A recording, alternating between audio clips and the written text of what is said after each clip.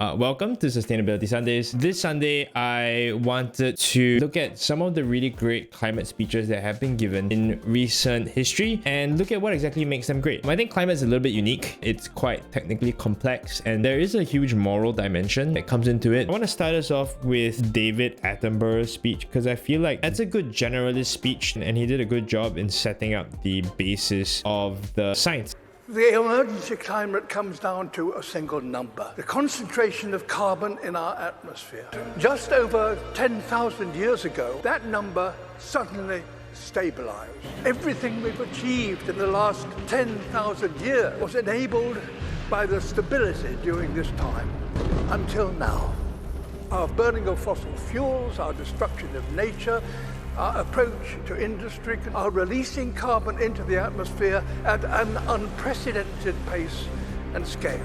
I think the first thing that's interesting is that he starts off with looking at carbon. I think it's kind of tricky to start with carbon as your root anchor. It's not something that most people relate strongly to. So I think that contextualization was done quite well and the graphics really helped as well. They really brought a 95-year-old to lecture some politicians at the conference of the parties. The dude really deserves to retire and he can't because some people are really f***ing it up for everybody else. If working apart, we are force powerful enough to destabilize our planet. Surely, working together, we are powerful enough to save it. That's such a powerful statement. Amazing oration without notes. Yes, that's actually incredible. As a 95-year-old, he went up without notes and without a teleprompter and gave a coherent speech while keeping the time with the video. I feel like it must tear him up inside also that, you know, he dedicated his life to sharing about the natural world and the world while he's been alive has just been consistent decline and it must be so gutting for him. Next one that I wanted to share is from a gentleman named Yeb Sano. He's the Filipino chief negotiator and the speech was in 2013. My country is being tested by this hellstorm called Super Typhoon Haiyan, and the devastation is staggering. I struggle to find words even for the images that we see on the news coverage. I speak for my delegation, but I speak for the countless people who will no longer be able to speak for themselves after perishing from the storm. We can take drastic action now to ensure that we prevent a future where super typhoons become a way of life. In solidarity with my countrymen who are struggling to find food back home and with my brother who has not had food for the last 3 days, I will now commence a voluntary fasting for the climate. This means I will voluntarily refrain from eating food during this COP until a meaningful outcome is in sight, until concrete pledges have been made to ensure mobilization of resources for the Green Climate Fund. We can fix this. We can stop this madness.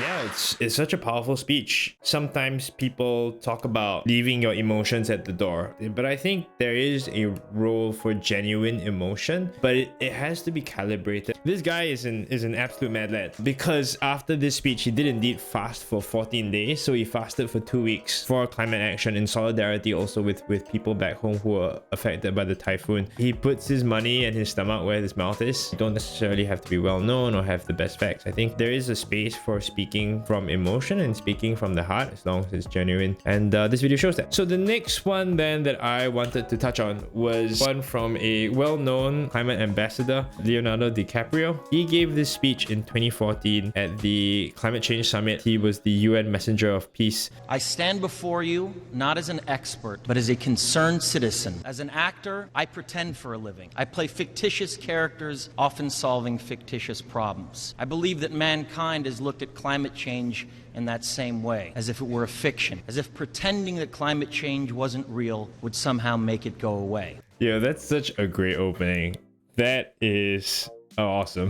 The other thing I think is so interesting about Leonardo is that he has successfully made himself the everyday person of climate change and climate issues. If we think about David Attenborough or we think about ministers and climate representatives, they all seem to have a stake. Leonardo is sort of the most famous person who technically shouldn't give a talk about any of this. For some reason, he's really invested in climate. And I think that actually buys him street cred, because as someone who has no skin in the game, probably millions of dollars at this point, and should be enjoying it the way that other actors enjoy. And instead he speaks out on particular issues. The way he approaches climate communications is almost like an everyday person. To be clear, this is not about just telling people to change their light bulbs or to buy a hybrid car. This disaster has grown beyond the choices that individuals make. This is now about our industries and our governments around the world taking decisive, large-scale action.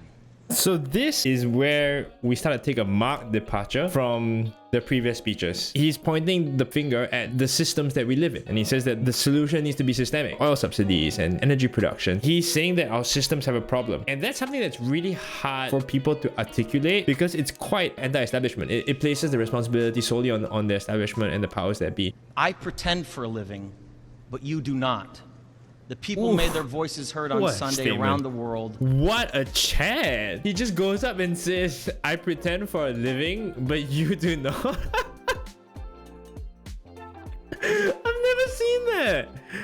Oh my god. Okay, to go in on these people, that's really, really impressive. Now that I'm thinking about it, maybe it's his position also that allows him to say these sort of things, because he doesn't have to interact with any of these folks ever again. He can go in there and say, you're the dumbest people in the whole damn world, please put some climate actions into place, and then he can walk out. He never has to attend a negotiation or speak to any of these people in the eye, and so that gives him the ability to basically shit on everybody in a way that I think other people can't. I'll give that man an Oscar. Yes, a bear cops gave it to him. I think he had a really great speech. The only thing that I would say is that I'm personally also a bit skeptical about relying too much on like celebrities to make speeches. Celebrities are really good for reaching out, and they're a great media tool, but also celebrities believe in all sorts of weird stuff. There are also other celebrities who really don't care or don't believe in the climate issue. So I don't know, celebrities are always a little bit tricky. Next speech I wanted to share is from Mottley, the Prime Minister of Barbados, and she gave a fantastic speech at COP.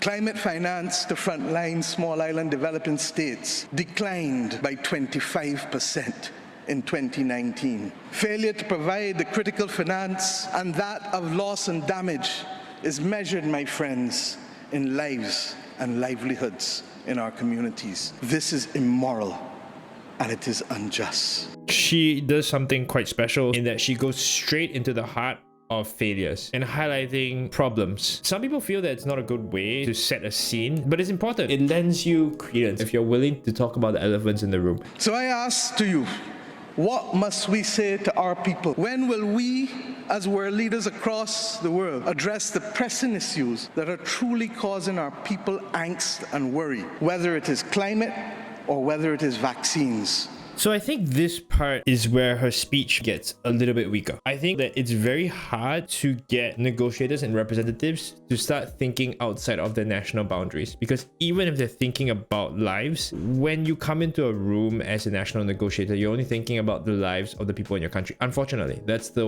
way it is. Parts of a speech are pushing towards getting people to start thinking about things from a global perspective, but it doesn't really hammer that home very strongly, and loss sometimes not very effective if the loss is not applicable to a particular population or group of leaders. So I think that's just one thing to keep in mind. Do some leaders in this world believe that they can survive and thrive on their own? Have they not learned from the pandemic? Can there be peace and prosperity if 1/3 of the world?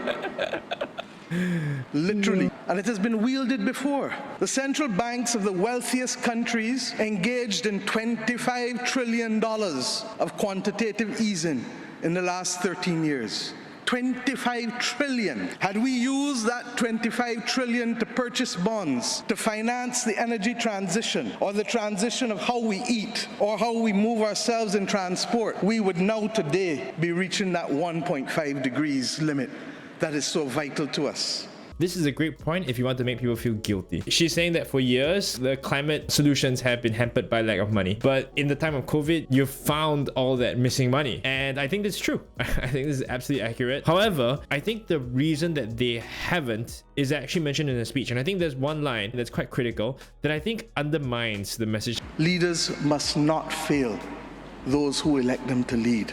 So I think this one sentence actually undermines the speech. Leaders must not fail those who elect them to lead. Because a lot of the leaders in that room aren't elected by people living in Pacific Island countries or living at risk of climate change. And I think there are some countries who are very comfortable with climate change getting worse. I mean, a lot of the rich countries also think that they're just going to buy their way out of these problems. And so I think that line actually, it sort of allows them to sit back and say, hey, we weren't elected by the people at risk, and that's not my responsibility. So I actually think that that was not a great line to put in. Some people say that having a lower measured tone, sort of like the late night radio DJ, is an effective way of communicating to people, and she has a great voice that fits into that category. Next speech, I think, is one of the most famous speeches. Comes from none other than Greta Thunberg. What's your message to world leaders today? My message is that we'll be watching you.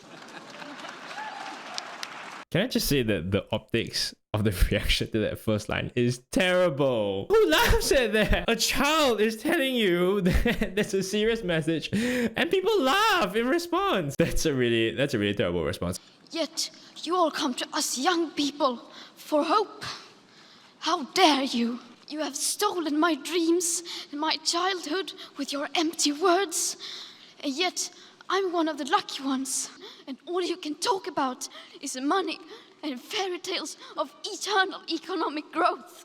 How dare you? How dare you continue to look away? Because if you really understood the situation and still kept on failing to act, then you would be evil, and that I refuse to believe. I think this is such a clever move. It sort of accuses them of inaction, but I think also offers people listening an out that you're not evil, you're just not really listening to what the challenge is. How dare you pretend that this can be solved with just business as usual and some technical solutions? And change is coming whether you like it or not. Thank you. So I have a few thoughts about that speech. Greta has very successfully positioned herself as the person who takes the moral stance, which I think is important and necessary. And there are roles for people giving a utopic vision of where we want to go. She also does a really good job of packaging what the media needs to make as a headline, which is how dare you. She said it 3 times. And by doing that, she basically guarantees that the next day, all the YouTube videos or the headlines for newspaper articles, it's gonna say how dare you, which I think is an interesting way of making sure that your message is heard and capturing your message. In some ways, she has become so successful at modeling herself as the youth who demands morally just outcomes. I do wonder if some of the effectiveness has worn off over time. Because people have become used to being shouted at by Greta. I wonder if she's invited to climate conferences and the ministers and everyone's like, okay, we're gonna get shouted at for like 15 minutes and we'll feel guilty for 15 minutes, and then we've done our moral representation and moral accountability and we can now move on to the hammering out of details. The last speech that I wanted to share for tonight, that's Vanessa Nakate, who is a Ugandan climate activist. There have been 25 COPs before this one, and every year leaders come to these climate negotiations with an array of new pledges, commitments and promises, and as each COP comes and goes, emissions continue to rise. This year will be no different. I love that line. This year will not be any different and emissions are still going to go up. I think it's true. That's a very effective way again of calling out the elephant in the room. The truth is that the atmosphere doesn't care about commitments. It only cares about what we put into it. Humanity will not be saved by promises. It's hard to believe business and finance leaders when they haven't delivered before. They have not been faithful in their promises. They have not been honest in fulfilling their commitments. They have not been trustworthy in making their pledges a reality. I have come here to tell you that we don't believe you. We don't believe that banks will suddenly put trillions of dollars on the table for climate action when rich countries have struggled since 2009 to raise $100 billion for the world's most vulnerable countries. That's a hell of a segment. That might be single-handedly the best 45-second segment on climate that I've ever heard. She's absolutely right. There is such a huge gulf between the commitment and what's actually happening in practice. Everyone's making nice fancy pledges. Nobody really knows if it's actually going to come true. And a lot of the estimations and projections are based on many of these coming true. But I am am here right now to ask business and finance leaders, show us your faithfulness, show us your trustworthiness, show us your honesty. I am here to say, prove us wrong. I'm actually here to beg you to prove us wrong. We desperately need you to prove us wrong. Please prove us wrong. God help us all if you fail to prove us wrong. God help us. That's a great closing as well. She took the same approach as Greta. Write the headline that you want to be featured in the newspaper and bang it home 4 or 5 times. And I think it's a great headline, right? Prove us wrong. It's interesting that she framed the solution as a challenge. And at the start, I asked, I wonder where she's going with this. And I think she ended up at a really good place, which is basically just saying that banks, companies, government, traditionally, y'all been assholes. And y'all have always prioritized profit over anything else. And here's a chance for you to not be assholes. I think people always generally want to believe that they're good and people want to do good, which is why I think it's so powerful. It sort of lays down the challenge. And so I think as a speech is very effective. In terms of getting implementation, I don't actually think that speeches are responsible for making sure that there's implementation. For me, as a climate activist, this last speech by Vanessa is my favorite speech. It says what a lot of people are thinking and what a lot of people have as a gut feel, which is that not enough is being done and people are prioritizing their own interests. And it's all lays down the challenge. And I really like that. Which speech was your favorite? What do you think are other effective tools to really craft climate speeches? I really enjoyed this actually. I think some fantastic stuff that I've never seen before.